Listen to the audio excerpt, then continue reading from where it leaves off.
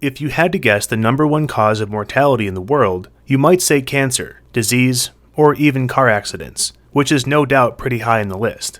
But the number one cause of mortality is myocardial infarction, better known as a heart attack. Heart attacks are caused by atherosclerosis or plaque buildup in your arteries. Research from the last 2 decades has shown just how prevalent this disease is, and how early in life it affects you, which you may find shocking. In this video, I'll be discussing the dark science of atherosclerosis.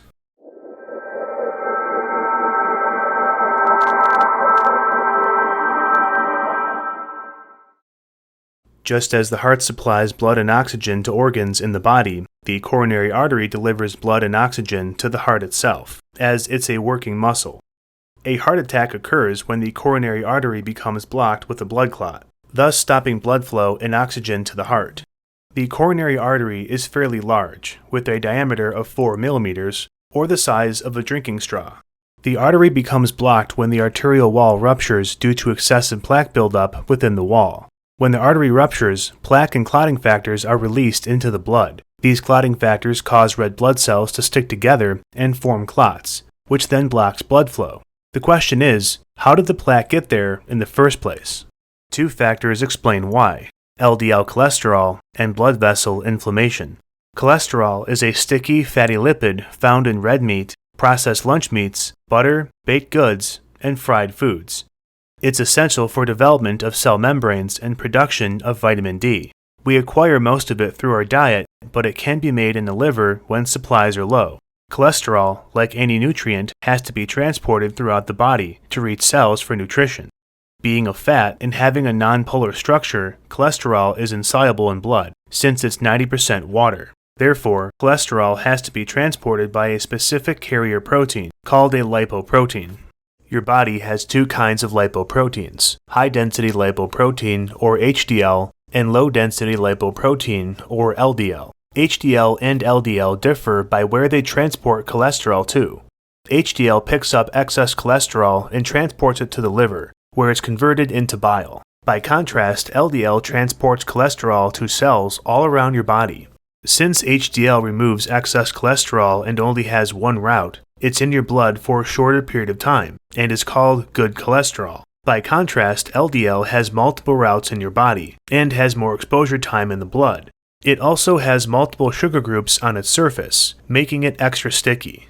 Because it's in the blood for a longer period of time and has sticky sugars, LDL is known as bad cholesterol, and gets stuck in your arterial walls.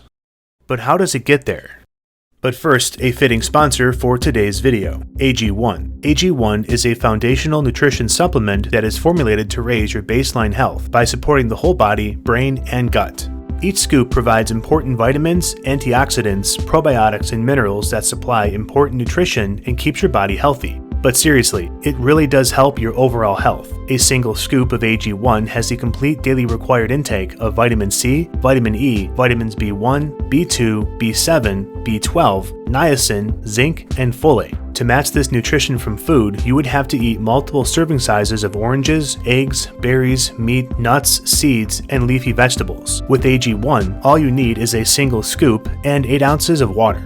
This host of important vitamins and minerals are key to fulfilling your daily nutritional needs. Antioxidants counteract free radicals in your body, thereby supporting cardiovascular health and metabolism. Daily intake of vitamin C and zinc is crucial to managing your immune system. When you subscribe, your welcome kit will come with a 30-day supply of AG1, a shaker bottle, a canister for storing AG1 powder, a liquid tincture of vitamin D3 and K2, and a 30-day supply of AG1 travel packs. From my own experience, AG1 gives me more energy throughout the day to where I'm drinking less coffee to stay awake, and no longer rely on pre-workout to have a thorough exercise. Beyond having more energy and my nutritional needs met, I find I'm less stressed and have better focus and clarity after having taken AG1 for just a few weeks. Head to drinkag1.com/darkscience to get a free 1-year supply of AG vitamin D3 and K2, plus 5 AG1 travel packs with your first purchase of AG1. You can find the link in the description below. Because it's in the blood for a longer period of time and has sticky sugars, LDL is known as bad cholesterol, and gets stuck in your arterial walls. But how does it get there? This is where blood vessels come into play. blood vessels are made of special cells called endothelial cells. These cells form tight junctions to retain integrity of the blood vessel, handle pressure, and retain fluids. However, being exposed to blood, endothelial cells also come in contact with inflammatory substances in the blood. Whether you eat, drink, or smoke, everything you put in your body gets absorbed into your bloodstream. When you consume inflammatory substances like trans fats, saturated fats, sugar, tobacco byproducts, and alcohol, they all get absorbed into the blood. Consequently, these inflammatory molecules come in contact with endothelial cells and damage them. Over time, as endothelial cells become damaged, their tight junctions lose integrity and become slightly permeable, known as endothelial dysfunction. LDL cholesterol, being sticky and having more exposure time in the blood, tends to accumulate in these permeable openings in the vessel and gets wedged into the arterial wall. Once LDL gets stuck, it stays there forever. In this mechanism, when you ingest more cholesterol by eating red meat, butter, fried food, and baked goods, you increase the amount of cholesterol in your blood and subsequently increase the chances of cholesterol getting stuck in your arteries. Once inside the arterial wall, LDL becomes oxidized by free radicals, which triggers nearby macrophages to engulf the LDL cholesterol. Macrophages are housekeeping cells that clean up waste such as cell debris and consume foreign substances to protect the body. Macrophages recognize oxidized substances as a threat and therefore isolate it from the body by engulfing it. Once inside, the macrophage cannot leave and is there forever. As more LDL cholesterol enters the arterial space, the macrophage continues to engulf it. As the macrophage consumes more LDL, it becomes engorged with cholesterol and becomes what's called a foam cell. Accumulation of enlarged foam cells in the arterial wall greatly contributes to plaque buildup in the artery. If things couldn't get worse, when foam cells reach their end cycle, like all cells do, their cell membrane breaks down, and they release all their cellular components, including tons of cholesterol. Macrophages, being housekeeping cells, are signaled to clean up cell debris when cells break down, and do so even when foam cells break down in the artery. New macrophages enter the arterial space and consume debris and cholesterol. This vicious cycle continues for decades. Additionally, calcium phosphate salts in the blood make their way into the arterial wall and deposit in the plaque, forming a substance called hydroxyapatite, which is the main component found in bone and teeth. Formation of hydroxyapatite causes the arteries to calcify and harden, making arteries less flexible and responsive to blood flow. This arterial hardening is known as sclerosis in Latin, and is part of the word atherosclerosis, which means pasty hardening. At some point, plaque builds up to where the arterial wall loses structural integrity, usually at the shoulder section of the bulge where it's most weakest. The arterial rupture releases cholesterol, fats, and most importantly clotting factors into the bloodstream. These clotting factors cause red blood cells to clot together, creating a blockage in the artery. When clotting happens in the coronary artery, the heart cannot receive oxygen and a heart attack ensues. From here, medical responsiveness determines the outcome. One thing I found truly disturbing about atherosclerosis is just how early it can occur in young people. You would think the presence of plaque in your arteries is something specific to people with poor diet over a long period of time.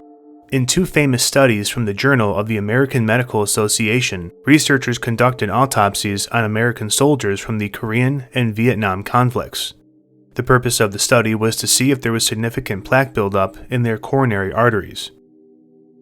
In 1953, 300 male soldiers were autopsied from the Korean front, with an average age of 22 years. They found that 77% had overwhelming evidence of plaque buildup in their coronary arteries, and 35% had arterial hardening, something that was believed to have occurred many years later in life. The second study, in 1971, autopsied 105 American soldiers from the Vietnam conflict, also with an average age of 22 years. 45% had atherosclerosis. Prior to these findings, it was believed that plaque buildup was something that didn't occur in young people, especially those who were in peak physical condition. What's even more alarming is recent studies have shown that atherosclerosis can occur at younger ages than previously thought. In 2008, the Journal of Canadian Cardiology investigated plaque buildup in fetuses and infants of mothers who smoke cigarettes. In the study, mothers were selected who smoked between 5 and 20 cigarettes a day, prior to pregnancy and after giving birth.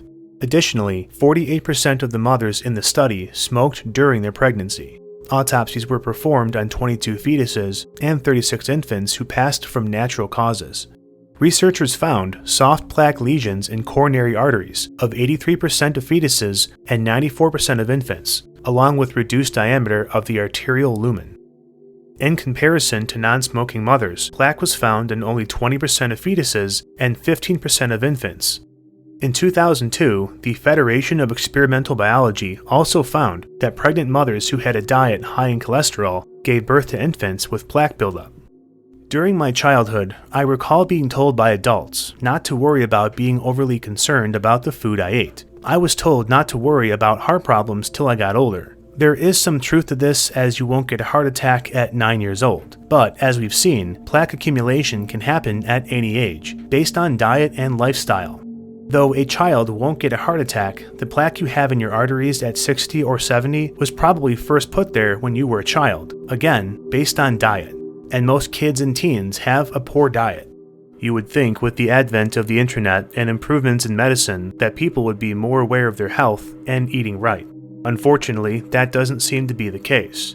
By the age of 40, roughly 50% of people have significant plaque buildup in their arteries. Since 2000, heart attacks have increased annually from 2 million to 8.9 million in 2019. Atherosclerosis is an irreversible condition. The oxidized cholesterol, foam cells, cell debris, and LDL lipoproteins are there forever. However, you can reduce the amount of plaque that accumulates in the future. Avoid food that causes inflammation to your endothelial cells. Foods high in trans fats, saturated fats, refined carbohydrates, sugar, and smoking cause inflammation in blood vessel cells, which allows LDL cholesterol to accumulate in arterial walls. Foods high in trans fats, also known as hydrogenated fat, are processed foods, meant to have long shelf life, such as margarine, processed baked goods, microwave popcorn, non-dairy creamer, and fried foods. Foods high in saturated fat and cholesterol are pretty much the same as trans fats, except we add to the list red meat, cheese, ice cream, and butter. A healthy low cholesterol diet includes lean protein, such as poultry and fish, vitamins and antioxidants from fruits and vegetables, and ample fiber from nuts and whole grains. Fruits and vegetables provide antioxidants which reduce inflammation by quenching free radicals, and fiber from whole grains and nuts binds to sticky cholesterol in your small intestine, preventing it from being absorbed into your blood. This video is not intended to make you a hypochondriac or to be fearful of French fries. It is true that atherosclerosis occurs at any age, even as a fetus, infant, or a physically fit young adult. However, the last decade has seen advances in medicine. Today, about 90% of people survive heart attacks. This is due to advances in heart attack procedures such as stents and bypass surgery. Ultimately, this video aims to show you the very real and early effects poor diet and lifestyle can have on the body, when it occurs, and how you can make better choices. Sometimes science can be seen as difficult, foreign, and even boring. Yet, there are times when science grabs our attention and draws us in, yearning for more answers. Often, what draws us in are topics that are dark, macabre, or terrifying. It's with the intention of this video that you too were drawn in and sought to have your questions answered. Thanks for watching Dark Science.